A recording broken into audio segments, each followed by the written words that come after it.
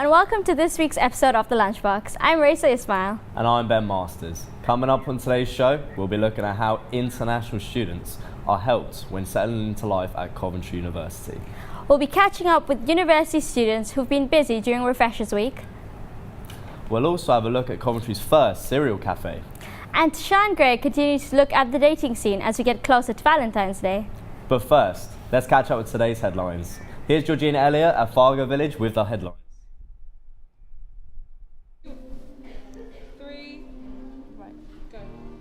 A man has been charged with the murder of a university lecturer who was stabbed to death in a park near a South London tube station.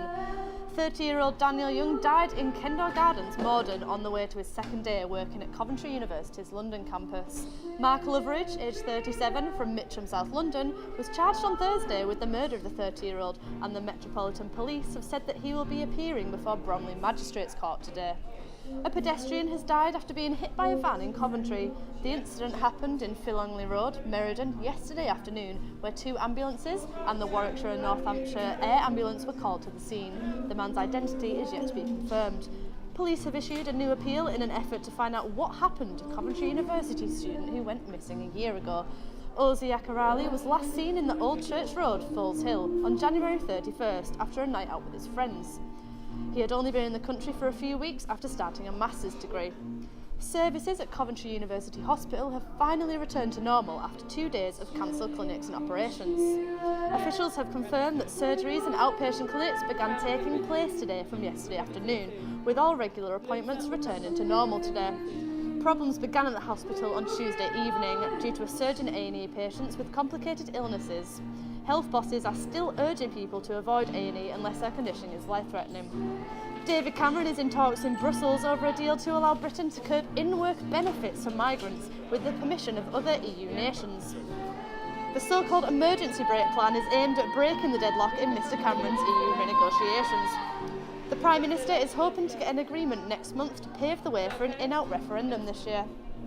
Severe weather warnings are in place for parts of Scotland as Storm Gertrude batters the country. A rare red warning, meaning danger to life, has been issued to Shetland from 12 until 4 today, with gusts of 90 miles per hour being recorded. The Met Office has also issued amber and yellow warnings for other areas of Scotland and large parts of the UK.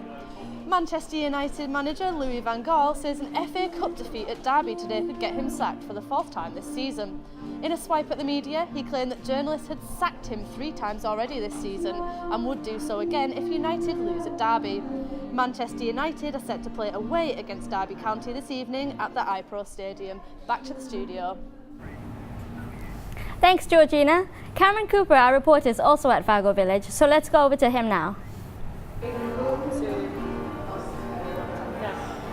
I'm here at Fargo Village, where Refreshers Friday is in full swing. I'll be back with more on that later, but first of all, on a more sombre note, this past Wednesday I was at Broadgate in the city centre, where Coventry was commemorating this year's Holocaust Memorial Day. This past Wednesday, Broadgate in Coventry City Centre, along with cities and towns across the country, hosted the 2016 Holocaust Memorial Day event. The theme of this year's event was Don't Stand By, meaning that apathy or indifference to persecution only helps to spread hatred. The event included speeches from people such as Coventry Blitz survivor Dr. Martin Kappel and Syrian refugee Abdul Manan Radwan. People sometimes hate those whom they envy for a variety of reasons. Those who have greater strength, greater intellect, greater skill, better looks, even greater material possessions. We should never envy people with or without some seemingly logical reason for envy.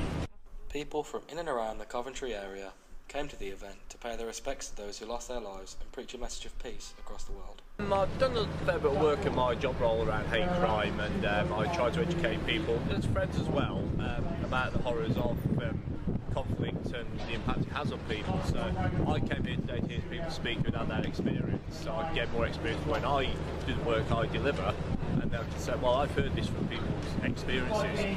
I wanted to hear what Dr. Kevlar had to say, because he survived the Second World War, and he was one of the fortunate ones. Like he said he was one of the fortunate ones, but he wasn't for him to get relocated.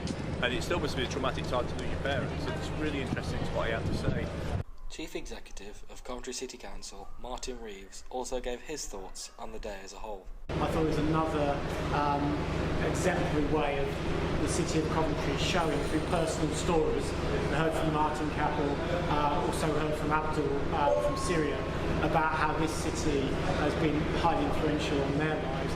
But I think above all what I'm taking away from today is that we're not about recreating and rethinking about the history. We're saying what did we learn from it, and to ensure that people now do not allow others to confront and challenge, but actually when we see discrimination, recrimination, ridiculously outdated notions of people being different and being treated differently, that we don't look by, we don't just stand by and allow others to challenge. Together we challenge in a respectful, educating way, because that is the only way we're going to create the kind of societies and the kind of cities that we want for the future. This is Cameron Cooper and Yasmin Banner in Lunchbox. Wow, that was a really emotional speech. It was great to see a lot of people out there commemorating all the lives lost during the Holocaust. It's really nice. Yeah. Anyway, on to our next story. University can be a daunting prospect for any student. However, for international students, the change can be even greater. Jenny Wang went to see what Coventry University does to help. So, hello, I'm James Zhang from APU China office. I'm the office manager, and I'm currently have an annually training session in Coventry University, and I bring 2 of my new staff to Coventry University for a week, and basically we're just having a campus tour and to do some catch-up meetings with each faculty, each department, and I will just have a meeting with our APU China Partnership students, and we kindly give them all kinds of support when they arrive in the UK. We will call the meetings very frequently on a certain time each month. And this time I met lots of old faces which I recruited from China, Chinese partners, and we give them a brief about all the postgraduate applications. So you're from China, right? What major are you? Major is accounting and finance. Automotive engineer. So you're here to get more information about the master degree, right? Yeah. Yes. Right. So do you have any plan, like further study in Coventry University? Maybe. I also want to try other university in British. Yeah, I think so. I want to study in Coventry, or maybe I will go to Japan. All right. So what do you think about the service in Coventry? Chinese staff, Chinese tutors? Did you get any help from them? Yes, of course. When in the problem such as how to get the class and how to get my scholarship and other things. Right. And what about you? I think I can take care of myself. I don't need some help, I think, by now. Right. So far you're fine, right? Yeah. Okay, thank you. Thank you. Well, you have to admit, Coventry University does have their exchange students a lot. Like, you have to admit, it must be quite an intimidating thing, come to a new country that you don't know. Exactly, not knowing anything. anyone. Yeah, that's so true. Well, for a student, Freshers Week is about as good as it gets. But for those that miss the calm aspects of Freshers Week, there's Refreshers Week. King of Photo reports. This week, Refreshers events took over Coventry University. We took a trip to the centre of student life, the hub for the Community Day. Today basically what we've been doing at Coventry University is just promoting our Refreshers Week. From that what we've got is our student discount cards on display. We have loads of Coventry merchandise on for sale as well at better prices. We're also having a bar crawl, which is tomorrow on Thursday, and that's going to have like a grime artist Big Nasty there, so we're obviously trying to promote that, trying to get more students to come along to it. So yeah, that's basically what this store is, and that's what we've been doing for most of the day today. On top of buying merchandise to represent the university, students had the opportunity to support various campaigns they felt passionate about. Sport enthusiasts and culture lovers could join different societies to live the full experience while picking up some promotional freebies as well. We've been letting refreshers know about our society, the Bulgaria Society. Oh, that sounds good. What events have you got coming up in this month? We have a Bulgarian party coming up on the 12th of February. We try to do them quite regularly, as well as celebrating national holidays. The fair will be back in September to welcome the freshers of 2016. That's so interesting. Did you happen to go to any of the fairs? Yeah, I actually went to go see this year's Refreshers Fair Yeah? we just viewed now. Literally, I saw so many societies. I was actually considering joining up to a few myself. Yeah? But there was one society that really stood out for me. Which one was that? It was actually the Hindu Society. Really? Yeah, it stood out to me because there were like at least 20, 30 of them doing their own dances, playing loud music. It literally looked like they're having a party there. It's a great way to attract students. It And I think really is. the chocolate really drew all the students to the hub as well, getting out free chocolate. That was yeah, great. of course. Yeah. Now, sticking with the Refreshers theme, Fargo Village have been holding their very own Refreshers events. Let's go back live to Cam Cooper, who can tell us more. 60%. Welcome to Fargo Village, where there is a lot to get involved with here on Refreshers Friday. It might not be buzzing yet, but you can be sure that'll be packed later on today. As you'll be able to see, there is a load of food on offer. This includes, it ranges from barbecue to authentic vegan and vegetarian street food. Now, there's also live music, and there's going to be a roller disco which starts at 7:30, and that runs until 11:30 tonight. So if you've got a bit of spare time, get down here because it runs until late. Back to you guys in the studio. Thanks, Cam. Speaking of Fargo Village, a new and slightly unusual cafe has opened in the area. I'm really excited about this one. Libby Beecham has more. Online dating is the new craze, and a first date is a daunting process. You get ready, dress up, all in the hopes that you might just meet the first cereal cafe in the UK is opened at Fargo Village. Spangled Sweet Shop sells over 100 types of cereal that can be created into cocktails. We spoke to owner Kelly about how it all began. We originally opened the first cereal cafe in 2013 in Leamington Spa within our American diner over there, where we just pitched a small sort of cereal menu, combining it with Pop-Tarts and stuff. It was quite well received. And then when we opened in Fargo in December, we knew we needed to bring something quite quirky and unique here. So we then thought, do you know what, let's relaunch the cereal cafe, let's make it bigger, let's make it better, let's literally take everything in our shop and make a fun way to then introduce it to the public. And who doesn't like cereal? The cafe sells a wide range of sweets and treats that are shipped in from the USA, as well as the milkshakes, cereals and Pop-Tarts that can be eaten on the chocolate bar painted tables within the store. We currently stock nearly 100 cereals within there, so they can make their own cocktails, they can invent what they want. We have 50 toppings and sweets, so they can buy whatever sweets they want with whatever cereal they want, and then we have 25 flavours of milk. Students get 10% discount with purchases, and the cafe gets involved with events within Fargo Village, such as the Super Bowl night on the 7th of February. And we're constantly bringing in cereal, like cereals that were released in America like 5 days ago, we're air freighting them within 3 days so that they're here quick.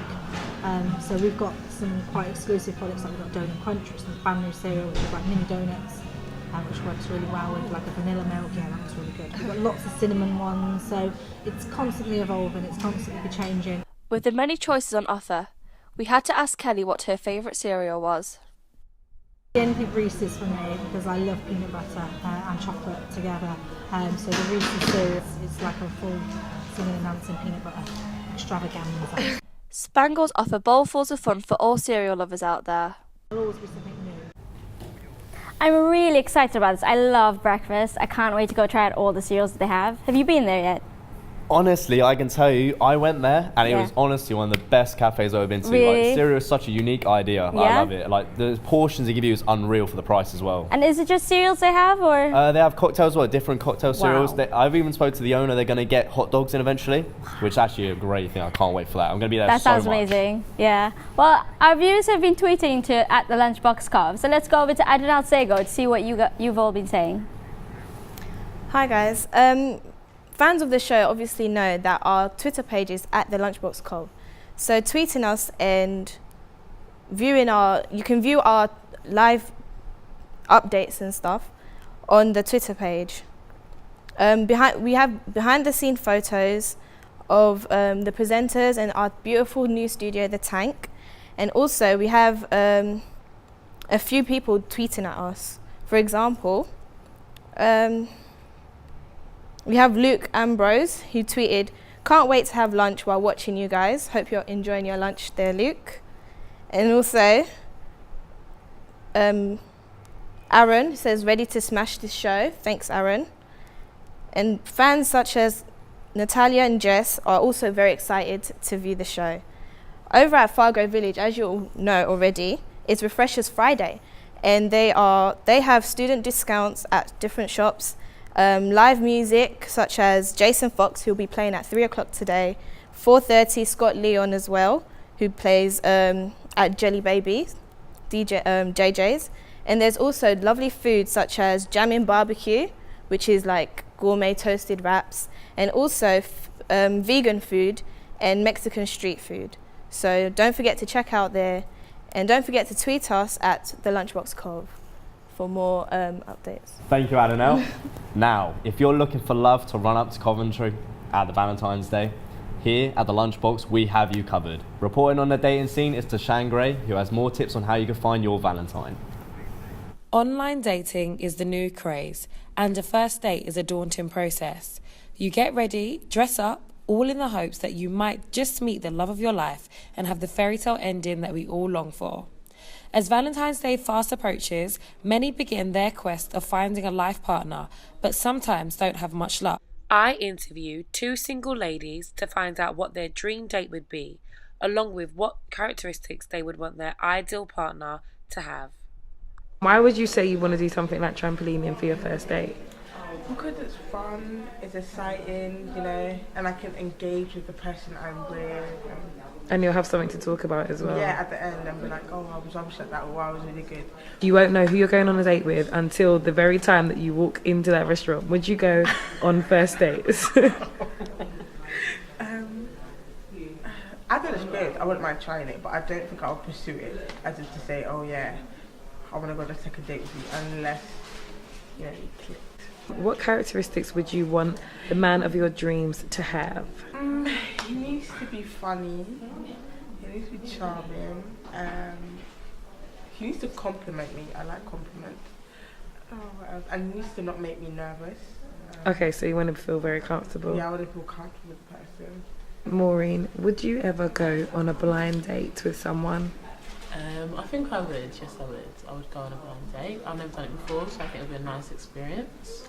Would you ever go to a restaurant for a first date? I love the restaurant, but I can be a bit messy sometimes when I'm eating, so I think that can be a bit embarrassing. But would you not want to be comfortable with your partner and show them who you really are? Yeah, I would love to be comfortable, so I think a restaurant is quite nice to go to actually. Okay, and what characteristics would you want your perfect man to have? Someone with a brilliant sense of humour, someone that can make me laugh, someone that's a bit charming, got a good intelligence, knows what he's talking about. I like someone that can make me feel comfortable around them. If you are looking for a romantic first date with delicious food, tasty drinks and lovely staff, why not apply for first dates? The show is welcoming single males and females from the Coventry area for their new series to come and find their soulmate at the exclusive restaurant.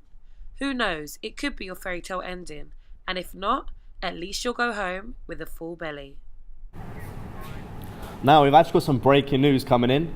Marius Kresolek, the actual stepdad of the abused son of Daniel Pecker, has actually been found dead in Full Sutton Prison.